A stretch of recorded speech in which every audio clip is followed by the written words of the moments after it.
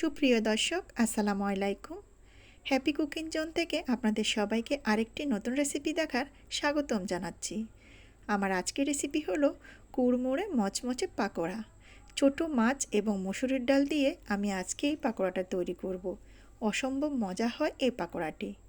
আশা করি আমার রেসিপিটি আপনাদের থেকে ভালো লাগবে। ভালো লেগে থাকলে পুরো ভিডিওটা দেখবেন আর পরিশেষে একটা লাইক দিবেন।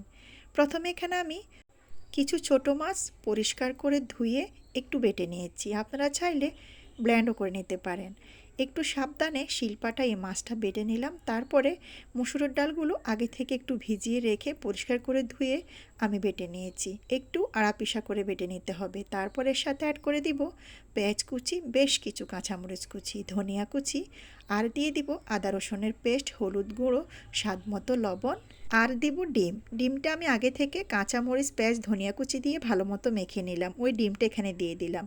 স্বাদটা আর একটু বাড়িয়ে দেওয়ার জন্য দিয়ে দিলাম ম্যাগি মশলা আর টমেটো সস। দিয়ে সমস্ত উপকরণ ভালোভাবে মিশিয়ে নেব।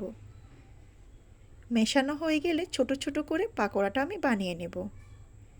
চুলার উপরে আগে থেকে তেলটা বসিয়ে দিলাম। গরম হয়ে গেলে এভাবে ছোট ছোট করে পাকোড়াগুলো আমি ভেজে নিচ্ছি।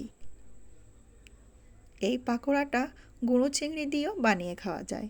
ছোট মাছ অনেক বাচ্চারা খেতে চায় না, তাই আপনি যদি এভাবে করে পাকোড়া বানিয়ে দেন তারা অনেক মজা করে খাবে। বুঝতেই পারবে না এটা যে ছোট মাছ দিয়ে বানানো হয়েছে। একটু গোল্ডেন ব্রাউন করে মচমচে করে ভেজে নেব। তারপরে তেলটা সরিয়ে উঠিয়ে নেব। টমেটো সস দিয়ে পরিবেশন করবেন, খেতে দারুণ মজা হয়। জানি না আজকের রেসিপি আপনাদের থেকে কেমন লেগেছে। যদি ভালো লেগে থাকে বাসায় ট্রাই করবেন, কমেন্ট করে জানাবেন। আমার চ্যানেলটি সাবস্ক্রাইব করবেন, আমার ফেসবুক পেজটা ফলো করবেন। পাশে থাকা বেল বাটনটি অন করে রাখবেন, যাতে করে এরকম মজার নতুন ভিডিওর নোটিফিকেশান সবার আগে আপনার কাছে পৌঁছে যায়।